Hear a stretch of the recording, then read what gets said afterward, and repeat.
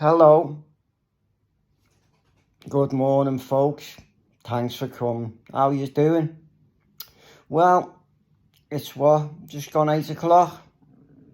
I've just woke up about an hour ago, being in a live. Had a chat.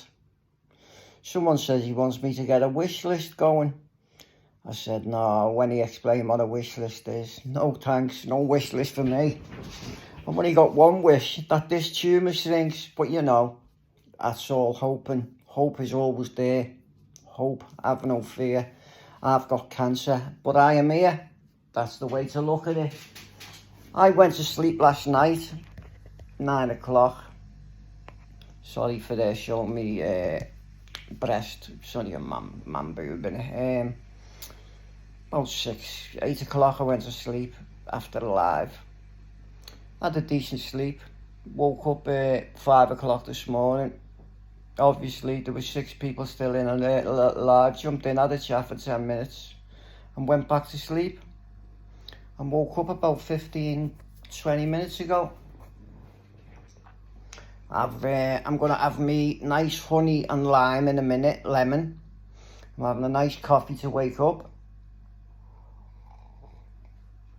And my spirits are high today. I have not shed one tear today. So it shows you how stronger I'm getting. You see, when you get told you've got cancer, it hits you in every direction, head, heart, wherever. The way you react to people, you're a bit more snappy, you're a bit more bump.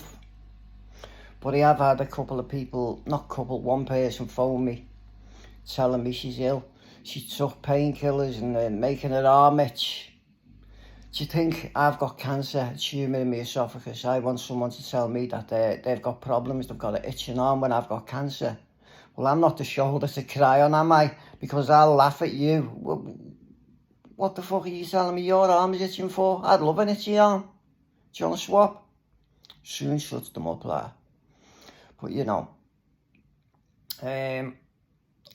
I've been doing a little bit of research, watching videos, thinking where wasn't it well, where wasn't, and I know where the cancer could have got caught. A CT scan I had a CT scan, I was in with a pressure sore, that's why I got to bed about a year ago.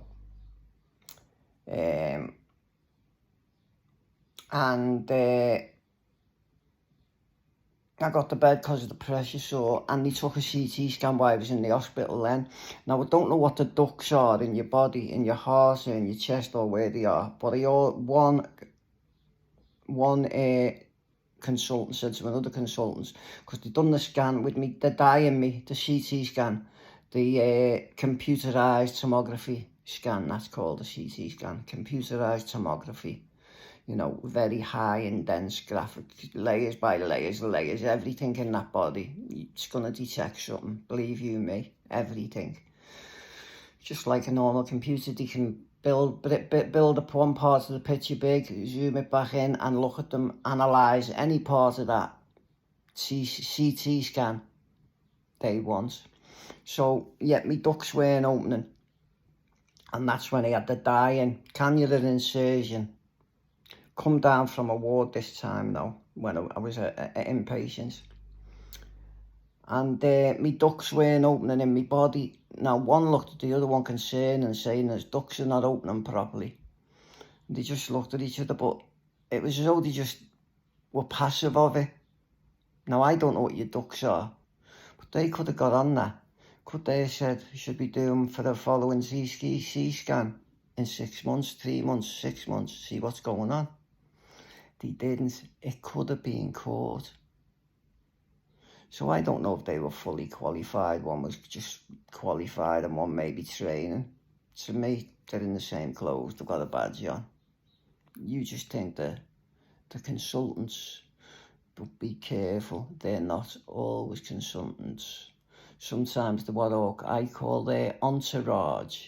When you're in a bed and you've got 8 of them standing round, your trainees and whatnot, when they're doing a ward round, and I know when I've been in hospital for a few months with the bus accidents, I have a big orthopaedic team orthopedic doctors, all depends what you're getting treated for, what doctors you get in it.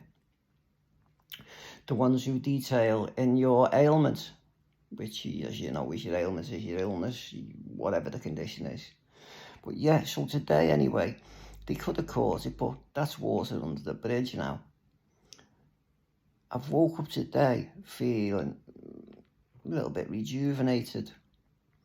I got a call off a nice lady friend yesterday.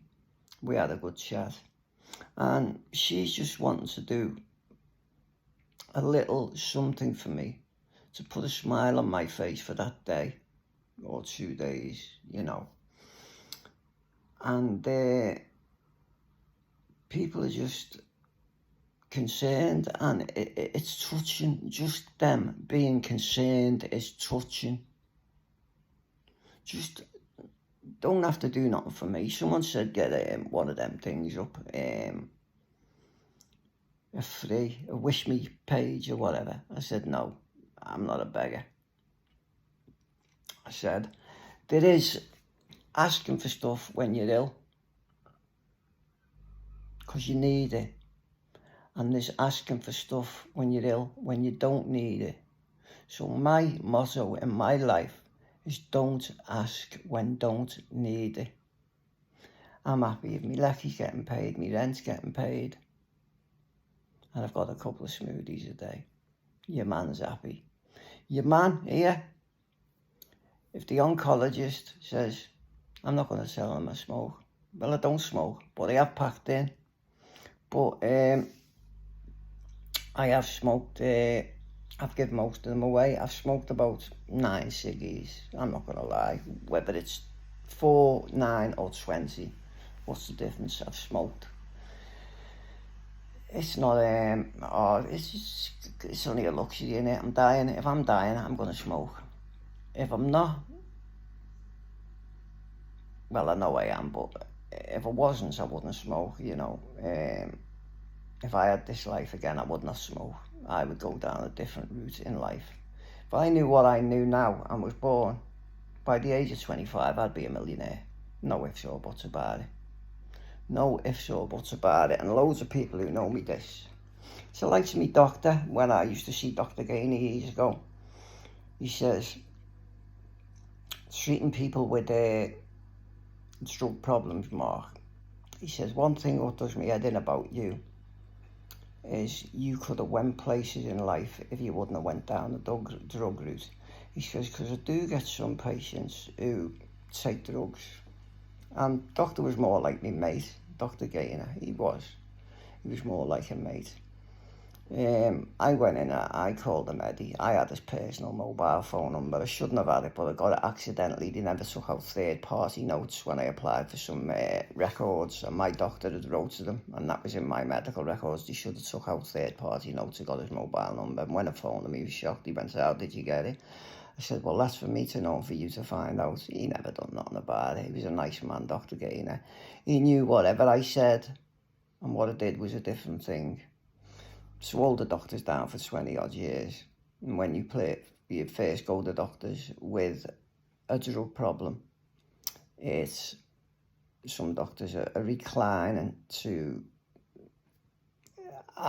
take them people onto their books because they become, how can I put it, problematic patients. Now, my doctor got to know me very well after a while, because when I'd be in there and it'd be all round the reception box or the foyer, and there'd be few people, and one or two may have a ciggy in their hand outside by the doctor's door, and I'd go on in, and the doctor would be coming out to tell them, one of the receptionists had told them, but I'd already told them, yeah lad, don't be giving the receptionist a hard time. It's not her fault she can't get your appointments or whatnot. She's just the first person you see when you come in here. If her books say the appointments are gone, they're gone. It's not her fault. She can't work wonders. My doctor was always new. I think the receptionist must have always informed him, can you go and move that gang from the foyer there, Eddie? That was his name, Edward Gaynor. They're causing problems. Mark Mosley's done this. He's nothing to do with them. He's trying to tell them to go outside and smoke or whatever. So I think I'd like the fact that I was never abusive to the staff. or nothing, because whatever the reception staff doing, they're doing the job. You can't get past the receptionist and the doctors, because believe you me, that's the first hard part, is getting past the receptionist. Then you've got your foot in the door then. You know how it works, but I have a way with the patter, the gentleman. Because I'm genuine and so honest and sincere, people will go out the way to help me. Don't know why. But yeah, I go out the way to help other people more than I would other people. Do you know what I mean? It's just the way of life, innit? How you come across to people, how people treat you. But you know, I can actually say, Diane, there is not one person in this world I hate to follow me. Wish would follow me 5 minutes behind me in the next box. I'm not a hater. I'm a lover. And I'm going. Well, when I go, we're all going. We're going to our grave, knowing that we haven't all been perfect in life. But God has forgiven my sins, because I'm a sinner. I'm not trying to Bible bash you or preach you. But when you get old, not old, but oldish, you know, when I was coming into my 30s, and what am I doing this, why am I doing that? You start questioning yourself, because as you're getting old, you're becoming wiser, you're becoming more knowledgeable, more wisdom, more, but you're even learning all other people, you learn a lot of traits, a lot, you know, and it's nice to practice what you preach. You know, and I didn't know what to say today. I thought, shall I do a little video for 5 or 10 minutes, put it out, and let people just see how I'm doing today? Well, the only reason I'm talking, I don't know what I'm talking about, I'm just thinking of things to say, is to let you see what spirits I'm in. Do you know what I mean? But I can imagine the messages I get when people that gonna post them. I know the messages, you know. I'll try and answer a few today, not loads, but you know, if you put hope you're well, I'll give you the 2 ticks. If you've got a question, make it in a sentence, and I'll try and get through them all. So yeah, you know, so I don't know wish anyone on this earth who I know to follow me in a box. There is no one I can think I dislike. There's no one to say, you know, I've got no one who you go, I wish that cunt was dead. I wish no one dead. I've got no enemies.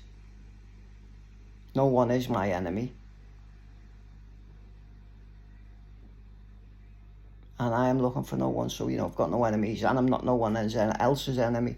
So that's a good place to be in.